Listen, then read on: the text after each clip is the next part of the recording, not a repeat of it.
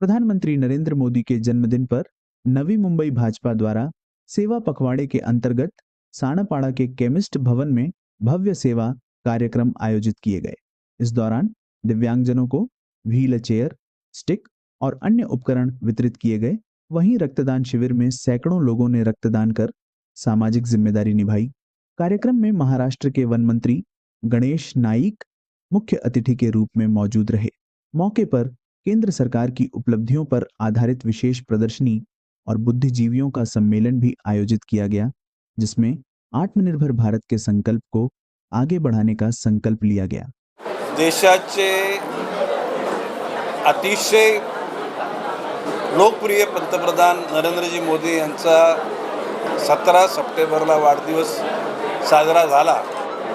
17 September ते 2 October 2 October म्हणजे महात्मा गांधी यांची जयंती आणि लाल बहादूर शास्त्री यांची जयंती। या पंधरवड्यामध्ये देशाच्या सर्वसामान्य जनतेला देशाच्या प्रगतीमध्ये सामावून घेऊन त्यांच्या माध्यमातूनच देश बलवान करावा अशा उद्दिष्टानं माननीय पंतप्रधान मोदीजींचं कार्य चालू झालेलं आहे।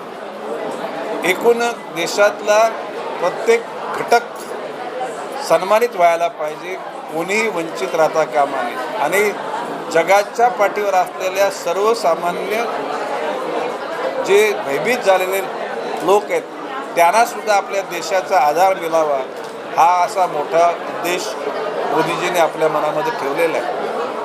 देश प्रगती करण्याकरता शेवटी देशाच्या लोकांचं मन एकत्र आलं पाहिजे, एका प्रवाहामध्ये ते आले पाहिजेत, गतिमान झाले पाहिजेत, शक्तिमान झाले पाहिजेत आणि त्याचबरोबर ते तेजस्वी झाले पाहिजेत आणि ते करण्याकरता हा अट्टास आम्ही सगळ्यांनी केलेला आहे। मोदीजींचं नाव काय आता म्हणजे काय उच्चारण्याची गरज नाही, मोदीजींचं नाव फार मोठं झालेलं आहे, परंतु मोदीजींच्या नेतृत्वाखाली हे नाव देशाचं संपूर्ण जगामध्ये मान्यता प्राप्त होईल आणि देश गौरवान्वित होईल।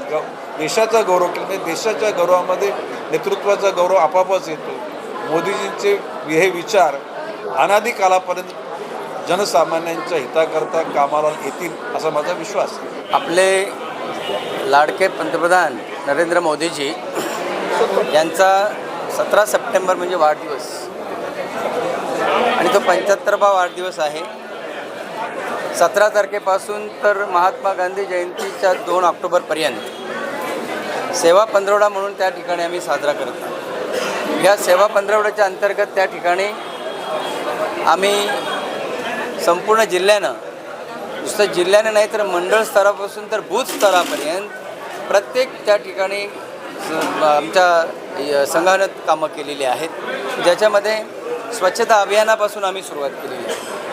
स्वच्छता अभियान त्या ठिकाणी मंडळ स्तरावर प्रत्येक त्या मंदिरांमध्ये झाली, काही रस्त्यांवरची झाली, काही त्या ठिकाणी आमच्या शाळा कॉलेजमध्ये झाली।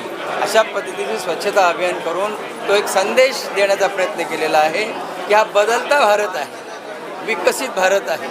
ह्या भारतामध्ये आपल्या लोकप्रिय पंतप्रधान नरेंद्र मोदीजींनी यांनी संकल्पना मांडलेल्या आणि संकल्पनेच्या दृष्टीनं त्या ठिकाणी अनेक कार्यक्रमांमध्ये एक स्वच्छता अभियान आणि मग स्वच्छता अभियानाच्या नंतर आम्ही ट्री प्लांटेशन केलं। एक संकल्पना आपल्या लाडक्या पंतप्रधान नरेंद्र मोदींनी दिलेली आहे, एक पेड़ माँ के नाम।